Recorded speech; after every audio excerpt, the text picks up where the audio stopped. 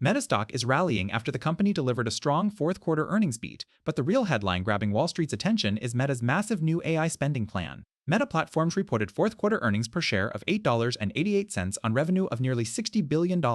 Both numbers came in well above analyst expectations, showing that Meta's core advertising business remains strong despite a challenging macro environment. Following the earnings release, Meta shares jumped as much as 10%, with investors reacting positively to both the earnings beat and upbeat revenue guidance for the first quarter. Meta expects Q1 revenue between $53.5 billion and $56.5 billion, comfortably ahead of Wall Street forecasts. But alongside the strong results, Meta also revealed one of the most aggressive investment plans in big tech. The company expects capital expenditures of between $115 billion and $135 billion in 2026, up sharply from about $72 billion spent in 2025. This spending surge is almost entirely focused on artificial intelligence. Meta is pouring money into massive data centers, AI infrastructure, and its Superintelligence Labs initiative. The company has also made high-profile AI hires and investments, including a $14 billion deal with Scale AI that brought its CEO, Alexander Wang, into Meta as Chief AI Officer. Meta is not alone in this race. Tech giants like Amazon, Google, and Microsoft are also investing tens of billions into AI infrastructure, turning the AI arms race into a defining theme for markets heading into 2026. That said, Meta's AI journey hasn't been without challenges.